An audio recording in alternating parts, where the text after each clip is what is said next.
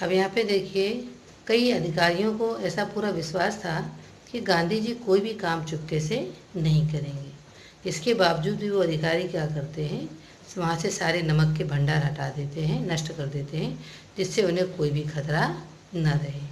अब जो नियमों के अनुसार जो नियम बनाए गए थे आंदोलन चलाने में, उस दिन की यात्रा थी जो कनकापुरा तक ही गांधी जी के भाषण के बाद समाप्त हो जानी चाहिए थी। मीन्स उस दिन ऐसा नियम था कि गांधी जी जिस जगह पे कनकापुरा में एक गांव का नाम है, वहाँ पर भाषण देंगे और वो जनसभा को संबोधित करेंगे और वहीं पर ही वो रुकेंगे। लेकिन उसमें परिवर्तन किया जाता है और तब यह पाया गया, मीन्स समझ में आया सबको, कि नदी को आधी रात के समय समुद्र का पानी चढ़ने पर पार कर किया जाए।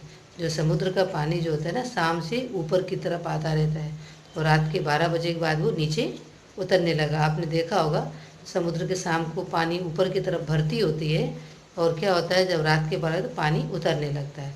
ताकि, और ऐसा क्यों कि वो लोग सारे योजना बनाते हैं कि जब पानी उतरने लगेगा तो कीचड़ और दलदल थोड़ा कम हो जाए, क्योंकि पानी अपने साथ कीचड़ वगैरह बहा ले जाएगा और उनको कम चलना पड़ेगा। रात के 10:30 बजे सब लोग खाना वगैरह खा लेते हैं और क्या करते हैं, सभी सत्याग्रही नदी की ओर चल देते हैं। क्योंकि करीब रात के गांधी को करीब 4 किलोमीटर और सारे सत्याग्रहियों को ज़मीन पर, मतलब 4 किलोमीटर उनको उस दलदली ज़मीन पर चलना पड़ा। कुछ लोगों को ऐसा, लोगों ने गांधी के साथ मशवरा किया आपस में कि गांधी जी को कंधे पर बिठा लेते हैं और दलदली एरिया पार करा देते हैं। लेकिन गांधी जी क्या करते हैं, तुरंत ही मना कर देते हैं। बोलते हैं कि ये एक धर्म यात्रा है, मैं पूरा पैदल चल करके ही इसे पूरा करूँगा। जब वो 4 किलोमीटर पैदल पूरा कर लेते हैं और वहाँ पर तट पर एक झोपड़ी बनाई हुई रहती है गांधी जी के लिए, वहाँ पे क्या करते हैं, पानी में अपने पैर को धो लेते हैं और एक झोपड़ी में आराम करने के लिए चले जाते हैं। उनको भेज जाता है और आधी रात का सभी सत्याग्रही इंतज़ार करते हैं। सारे जो सत्याग्रही ना इंतज़ार करने लगते हैं रात के 12 बजे के बाद के समय। लेकिन उसी समय क्या होता है कि मही नदी के तट पर, मतलब दोनों किनारों पर अंधेरी रात है, घुप अंधेरी, एकदम घना अंधेरा, चारों तरफ फिर भी मेला जैसा लगा हुआ है।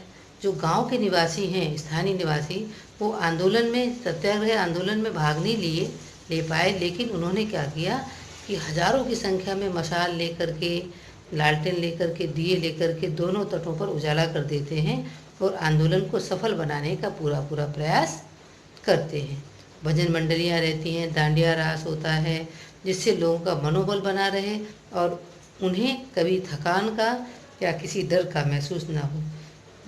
इस तरह के गांधी जी ने क्या किया, उस अंधेरी रात में भी गांधी जी के दृढ़ संकल्प और उत्साह लोगों के मन में वो भर देते हैं और अपने दृढ़ संकल्प और अदम्य साहस से ये पूरा यात्रा, दांडी यात्रा पार करवाते हैं और लोग हंसते खेलते हुए आगे बढ़ते चले जाते हैं। किसी को भी जरा सा भी भय महसूस नहीं होता है। अब देखिए वहाँ पर गीत कैसे गाए जा रहे हैं, देखो गांधी का दांडिया रास, देखो वल्लभ का दांडिया रास। इस तरह से लोग गाजे बाजे के साथ लोगों का उत्साह बढ़ाते हुए रास के गीत गा रहे हैं।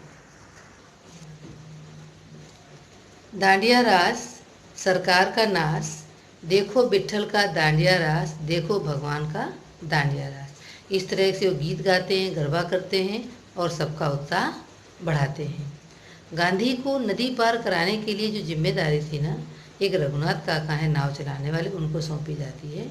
उन्होंने इसके लिए एक नई नाव खरीद ली थी और उसे लेकर वो कनकापुरा पहुंच गए थे और उनके बहुत सारे साथी नाव लेकर पहुंच गए थे, क्योंकि सभी सत्याग्रहियों को एक किनारे से दूसरे किनारे पर उतारना था। एक किनारे बिठाना था और दूसरे किनारे पर उतार देना था। बदलपुर के रघुनाथ काका को सत्याग्रहियों ने क्या किया, निषाद राज का नाम दे दिया, कहना शुरू कर दिया। क्यों कहना शुरू किया, क्योंकि जब भगवान श्री राम 14 वर्ष के लिए वनवास गए थे, जब उन्हें वनवास हुआ था, तो जो निषाद राज थे, जो केवट थे, उनका नाम था निषाद राज। उन्होंने भगवान राम को सरयू नदी पार कराई थी।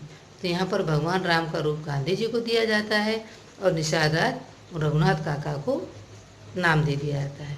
उनके पास बदलपुर में काफ़ी ज़मीन थी और वहाँ पर नावें उनकी चलती थी। बदलपुर भी एक जगह का नाम है, वो केवट राज है।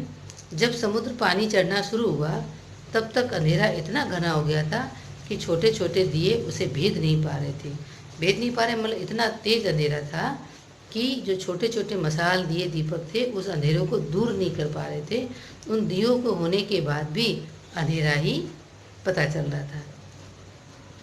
थोड़ी देर में कई हजार लोग नदी तट पर पहुंच जाते हैं दिए लेकर के, और सबके हाथों में दिए होते हैं। एक यही नज़ारा ऐसा था, अद्भुत नज़ारा, देखने के लायक था। नदी के दूसरे ओर भी वही नज़ारा था। पूरा गांव, आसपास से आए लोग दिए की रोशनी से गांधी जी और उनके सत्याग्रहियों का इंतजार कर रहे थे। वो सब लोग जो आए थे वो सत्याग्रहियों का इंतजार कर रहे थे कि वो जल्दी से यहाँ आ जाएं, जिससे उन्हें अंधेरेपन का दूर ना हो।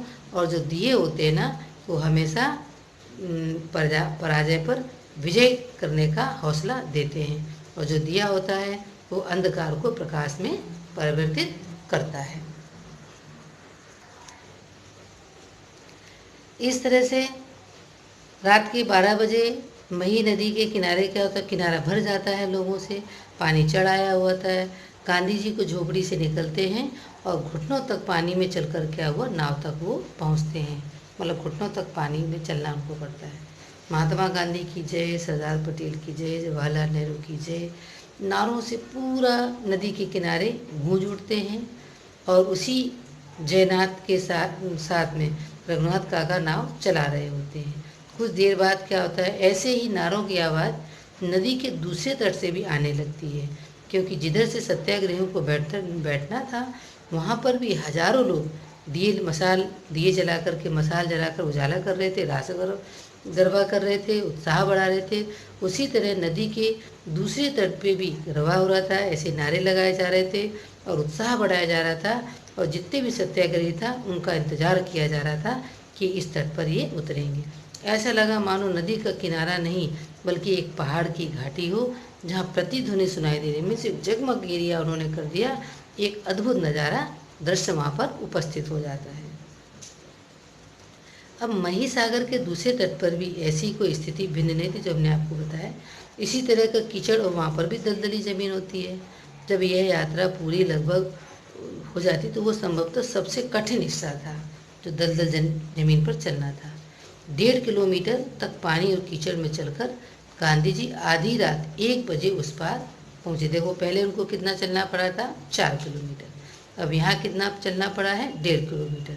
तो कितना हो गया, 5.5 किलोमीटर। जो आदमी दलदली जमीन में चलेंगे तो बहुत ज़्यादा थक जाते हैं, क्योंकि दलदल में हमारे पैर जो फंस जाते हैं और वहाँ पर चलना बहुत थकान महसूस करता है। इस तरह से ये उनकी बहुत सबसे कठिन एक यात्रा बताई जाती है। ऐसा होती है। आप कभी नदी है दलदल किनारे पर, वैसे तो हम कभी, आप लोग जल्दी नहीं पहुँचे होंगे, लेकिन कभी मिले मौका तो थोड़ा बहुत ज़रूर जाना।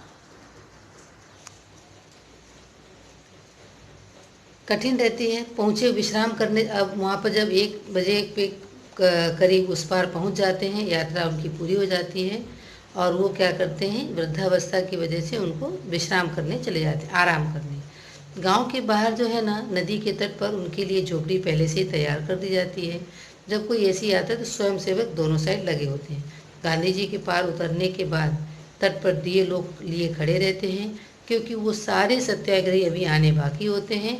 और जब तक सारे आंदोलनकारी सत्याग्रही एक किनारे से दूसरे किनारे तक नहीं पहुंच जाते हैं, तब तक दिए और मसालें हमें वहाँ पर जलती रहती हैं।